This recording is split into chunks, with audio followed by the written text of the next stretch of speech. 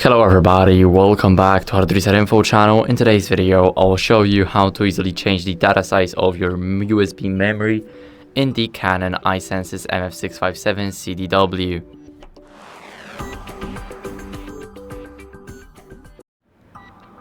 So first, what you guys want to do is go over to the menu. Now here, let's select function settings and then go to store and access files.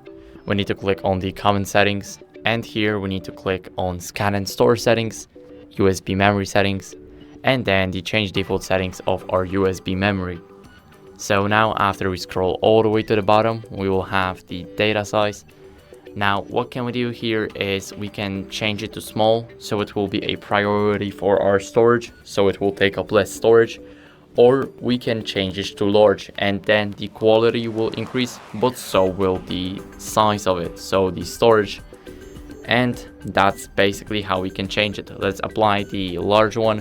Click on apply here. We need to apply them, otherwise they won't save. And that's basically it. So I hope this video helped you. If it did, then leave a like, subscription, and a comment, and I'll see you in the next one.